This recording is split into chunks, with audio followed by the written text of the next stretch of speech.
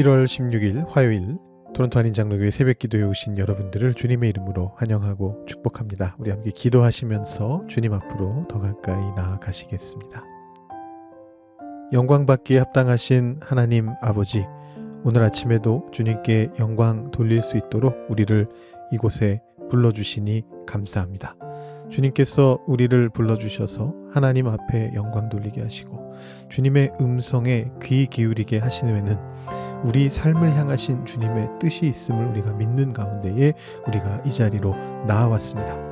하나님, 우리가 각자의 처소에서 우리의 마음을 주님 앞에 내려놓고 주님의 말씀에 귀 기울이며 주님께 기도하는 그 모든 순간들을 통해서 하나님께서 우리 삶 속에 이루시고자 하시는 것을 경험할 수 있는, 알게 되는, 깨닫게 되는 그런 귀한 시간이 될 수 있도록 주님 인도하여 주시옵소서. 오늘 하루도 주님 붙잡고 주님 뜻 따라 살아갈 수 있는 저희들 될 수 있도록 주님께서 우리에게 은혜와 모든 능력들을 베풀어 주시옵소서. 주님만을 의지하는 가운데 나아가오며 예수님의 이름으로 기도드립니다. 아멘. 오늘 우리에게 주시는 하나님의 말씀은 요한복음 6장 16절부터 29절까지의 말씀입니다. 요한복음 6장 16절부터 29절까지의 말씀을 봉독하도록 하시겠습니다. 저물매 제자들이 바다에 내려가서 배를 타고 바다를 건너 가버나움으로 가는데 이미 어두웠고 예수는 아직 그들에게 오시지 아니하셨더니 큰 바람이 불어 파도가 일어나더라.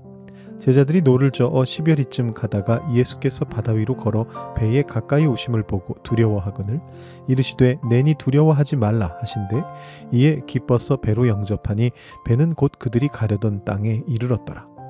이튿날 바다 건너편에 서 있던 무리가 배 한 척 외에 다른 배가 거기 없는 것과 또 어제 예수께서 제자들과 함께 그 배에 오르지 아니하시고 제자들만 가는 것을 보았더니 그러나 디베리아에서 배들이 주께서 축사하신 후 여럿이 떡 먹던 그곳에 가까이 왔더라. 무리가 거기에 예수도 안 계시고 제자들도 없음을 보고 곧 배들을 타고 예수를 찾으러 가버나움으로 가서 바다 건너편에서 만나 라비여 언제 여기 오셨나이까 하니 예수께서 대답하여 이르시되 내가 진실로 진실로 너희에게 이르노니 너희가 나를 찾는 것은 표적을 본 까닭이 아니요 떡을 먹고 배부른 까닭이로다. 썩을 양식을 위하여 일하지 말고 영생하도록 있는 양식을 위하여 하라. 이 양식은 인자가 너희에게 주리니 인자는 아버지 하나님께서 인치신 자니라. 그들이 묻되 우리가 어떻게 하여야 하나님의 일을 하오리이까? 예수께서 대답하여 이르시되 하나님께서 보내신 이를 믿는 것이 하나님의 일이니라 하시니. 아멘. 또 하나의 유명한 표적이 나오네요. 물 위를 걸으신 예수님입니다. 혹시 이런 생각하실 수도 있을 것 같습니다. 어제 목사님이 틀리신 거 아닙니까?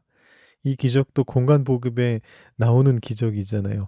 오병이어만 모든 복음서에 나온다고 하시더니 요거 빼먹으신 거 아닙니까? 이런 생각하실 수 있는데요. 오병이어 기적만 모든 복음서에 나오는 기적인 게 맞습니다. 왜냐하면 오늘 기적은요. 다른 공간복음서에도 나오긴 나오는데 아쉽게도 누가복음에는 누락돼 있기 때문입니다. 그러니까 마태, 마가, 요한에만 나오고 누가복음엔 없습니다. 물론 그렇지만 흐름으로 볼 때는 이 기적도 오병이어의 기적에 이어서 요한복음에 채택된 공관복음의 자료다라고 이렇게 보는 게 맞겠죠. 실제로 공관복음서에서도 이 경우에는 이제 누가복음에는 없으니까 빼고 마태와 마가복음입니다만 요한복음에서와 같은 흐름으로 이 두 기적이 연결되어서 배치가 되어 있습니다. 여러분 참고하실 분들은 어제 말씀드렸던 대로 마태복음 14장과 마가복음 6장을 참고하시면 되겠습니다. 그런데 요한은 다른 두 복음서와는 조금 다른 묘사 방식을 택하고 있습니다. 그것을 두 가지 관점에서 한번 살펴보겠습니다. 요한복음이 어떻게 다른가? 이것을 조금 더 넓은 범위에서 거시적 관점에서 요한복음 6장 전체의 맥락과 관련해서 살펴보고요. 오늘 기적 자체의 특징을 또한 요한복음과 다른 복음서를 비교하면서 말씀드려 보겠습니다. 조금 더 쉬운 걸 먼저 시작할까요? 오늘 기적 자체를 한번 먼저 좀 살펴보죠. 마가복음과 마태복음에서는 사실상 토시까지 거의 동일합니다. 마태복음이 마가복음을 따른 것이고요. 다만 마태복음에는 한 가지 내용이 추가되어 있는데 베드로가 예수님께 부탁을 해서 무리를 걸으려고 시도하는 그 장면이 추가가 되어 있습니다. 요한복음에는 이 장면이 빠져 있습니다. 그래서 아마 이 베드로에 대한 이야기는 마태복음에서 추가된 것이 거의 확실해 보입니다. 자, 그래서 일단 오늘 우리는 요한복음 보는 거니까 이 베드로에 대한 얘기는 일단 제외하고요. 자, 나머지 내용을 비교해 보시면 마가, 마태복음과 요한복음은 일단은 내용적으로 거의 동일합니다. 근데 미묘한 차이를 보시면 공관복음에서는 이 사건이 예수님의 시각에서 기술이 되어 있습니다. 거의 같기 때문에 마가복음 하나만 한번 볼까요? 예수께서 재촉하사 제자들을 가게 하시고 본인은 산으로 가시고 무태 계시다가 제자들이 노젓는 것을 보시고 오셨다. 이렇게 기록이 되어 있습니다. 이게 공관복음, 마가복음과 마태복음의 기록입니다. 근데 요한복음에서는 뭐라고 얘기하느냐? 제자들이, 주어가 제자들입니다. 동사도 다 보시죠. 내려가서 가버나움으로 가는데 예수는 아직 그들에게 오시지 않았고, 이제 관점이 제자들 쪽 관점입니다. 제자들이 노를 저어 갔고 본 사람은 누구냐? 예수님이 제자들을 보신 게 아니고 제자들이 예수님이 무리를 걷는 모습을 봤습니다. 이런 구조로 되어 있습니다. 그래서 이제 요한복음은 제자들의 시각에서 기술되어 있다는 것이 조금 특징적인 점인데 아마 이 차이는 어제 말씀에서와 마찬가지로 제자들의 역할, 곧 우리들의 역할이죠. 하나님 말씀을 듣는 우리들의 역할에 주목하고자 하는 어떤 요한의 관점이 깔려 있지 않은가 이렇게 추측해 볼 수가 있습니다. 또 한 가지 미묘한 차이는 이제 결말부인데요. 이 기적의 결말부인데 한번 보시면 마가복음, 마태복음, 요한복음이 다 조금씩 다릅니다. 마가복음 보시면요. 이 기적의 결론이 뭐냐면 제자들이 마음에 놀랐다라는 것입니다. 왜냐하면 마음이 둔해져 있었기 때문에.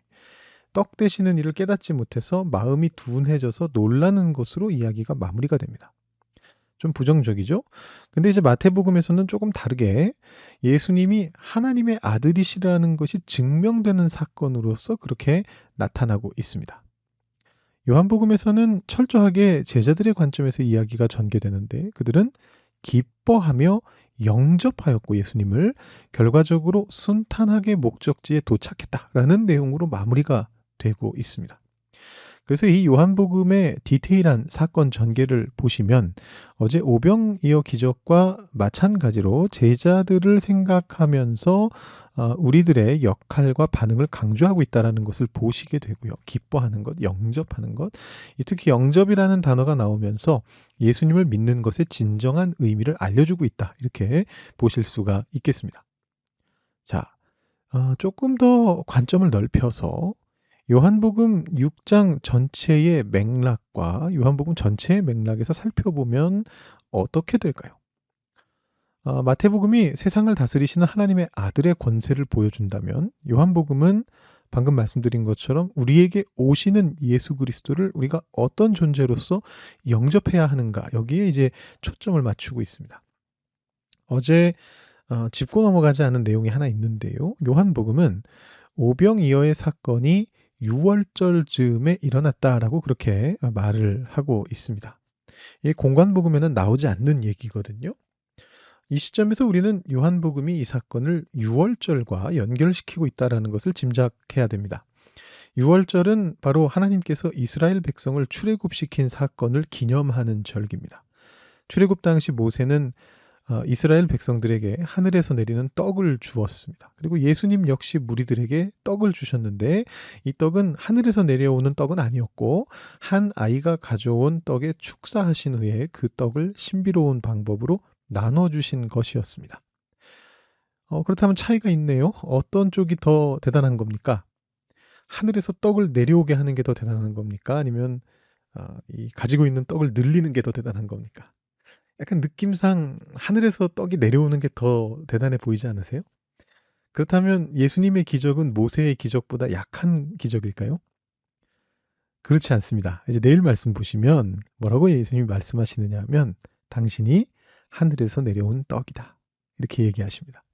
그러니까 예수님 자신이 하늘에서 내려온 떡이고 오병이어 사건은 그것을 알려주는 표적일 뿐이다라는 것이죠. 이것이 오병이어 사건의 핵심입니다.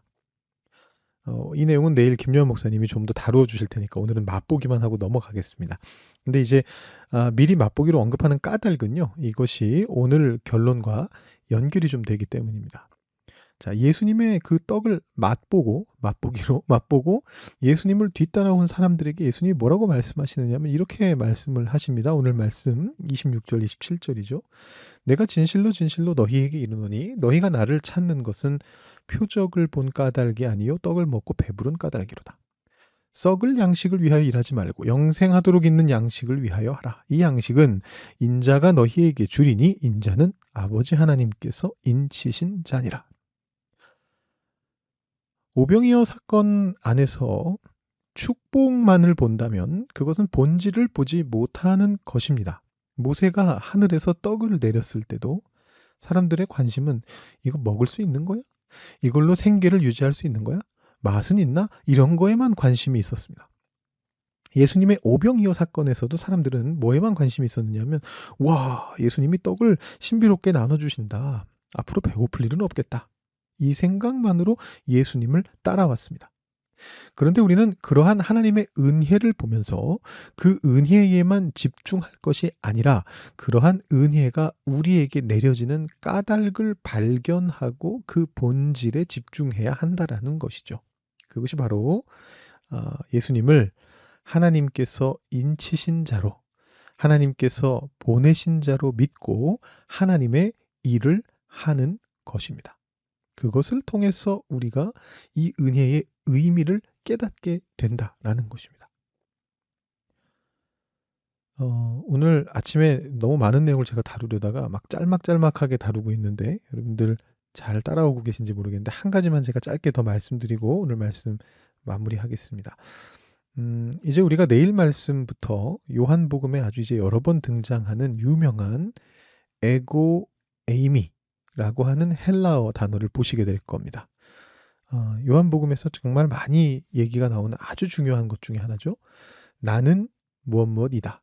영어로 따지면 I am 이라고 하는 표현을 보시게 될 것입니다. 보통 7가지가 있다라고 그렇게 얘기를 하는데 예수님이 그런 얘기를 하시죠. 내일 말씀에서 나는 생명의 떡이다. 말씀하시는데요. 그런데 오늘 말씀에 그것을 예고하는 표현이 나오고 있습니다. 20절 말씀을 보시면요. 제자들에게 물 위로 걸어오신 예수님이 두려워하는 제자들에게 뭐라고 얘기하시느냐 하면 내니 두려워하지 말라 이렇게 말씀하셨습니다. 여기에서 내니라고 번역된 문장의 헬라어가 바로 에고 에이미 I am입니다. 영어를 한번 생각해 보시죠. 헬라어는 우리가 잘 모르니까요. 한국말은 조금 또 다르니까 영어의 I am은 그 자체로 쓰일 수도 있고 그 뒤에 어떤 단어가 오면 나는 무엇이다 이제 이런 뜻이지 않습니까? 그래서 나는 생명의 떡이고 나는 양의 문이고 이런 이제 표현들이 나오는 것인데 사실 그 모든 표현은 예수님이 하나님이시다라는 것을 드러내는 것입니다. 여호와 하나님의 이름에 대한 출애굽기의 해석은 나는 스스로 있는 자라는 것인데요. 사실 이 한국말 번역은 조금 문제가 있죠. 그 여호와라는 이름의 뜻이 출애굽기에 나와 있는 그 히브리어가 영어로는 I am who I am이라고 번역이 됩니다. 흐야 이건데 이거를 I am who I am이라고 번역을 했는데 이 말은 뭐 스스로 있다라는 어떤 존재론적인 의미라기보다는 말 그대로 나는 곧 나다. 달리 표현할 수 없는 나는 곧 나인 자다. 이런 의미로 해석되는 게 더 맞는 것 같습니다. I am은 다른 표현으로 말할 수 없는 거죠. I am who I am. 나는 곧 나인 자다. 이렇게 해석하는 게 맞는데 이 얘기는 이제 오늘 길게 할 수는 없고요. 그런데 예수님께서 물 위를 걸어 배로 들어오시면서 겁에 질린 제자들에게 말씀하시는 거죠. 나다. 나는 생명의 떡이고 나는 세상의 빛이며 나는 양의 문이고 나는 포도나무고 다 합치면 그리고 나는 나다. 나는 곧 하나님이다. 이렇게 말씀하시는 것이다. 우리가 그렇게 이해하면 될 것 같습니다. 우리도 예수님이 우리에게 다가오실 때 너무나 자연스럽게 예수님이 우리에게 베푸실 기적이나 은혜를 바라게 됩니다.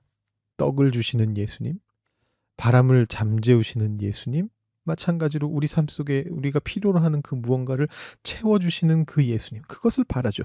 그런데 우리가 그것을 바라는 것은 너무나 당연하게도 인간된 존재로서 자연스러운 것입니다. 나쁜 건 아닙니다. 당연히 좋은 것인데 우리가 노력해야 되는 것은 뭐냐 하면 늘 그 이상을 보려고 할 필요가 있다라는 것입니다. 이 은혜가 나에게 주어지고 있는 이 축복이 무엇을 의미하는가? 이 은혜가 나에게 예수님이 어떤 분이시라는 걸 보여주는가? 예수님께서는 나에게 내 삶 속에 내 존재에게 어떤 말씀을 하시기 위해서 이 은혜를 베풀어 주고 계시는가? 결과적으로는 나는 어떤 예수님을 믿고 있으며 이 은혜를 통해 내가 어떤 예수님을 발견하게 되며 내가 어떻게 하나님의 일을 하는 존재로 성장해 갈 수 있게 되는가. 여기에 관심을 가지면서 이 은혜를 탐구할 필요가 있는 것입니다. 은혜가 주어졌으니까 오 땡큐 끝이 아니고 이 은혜를 다시금 공부하는 것입니다. 나에게 주어진 이 은혜가 무슨 의미인가를 찾아가는 과정이 있어야 예수님을 뒤따라가고서도 예수님께 그런 말을 듣지 않게 되는 거죠. 이 사람들은 배가 불러서 날 찾는 것이다. 이렇게 말하는 그 예수님의 음성을 듣지 않을 수 있게 되는 것입니다. 이 시간 기도하실 때 오늘 말씀을 생각하시면서 예수님이 어떤 분이신지를 더욱 묵상하시길 바라고요. 특별히 여러분에게 베푸시는 예수님의 은혜를 간구하시되 단순히 은혜만 사모하시는 것이 아니고 그 은혜 너머의 의미를 늘 생각하면서 예수님 자신을, 예수님 당신을 사모할 수 있게 해달라고 여러분 기도하시면 좋겠습니다. 우리 여러분 그렇게 기도하시고 여러분 개인적인 기도 제목으로 하나님 앞에 기도하시고 오늘 예배 마치시기 바랍니다. 기도하시겠습니다.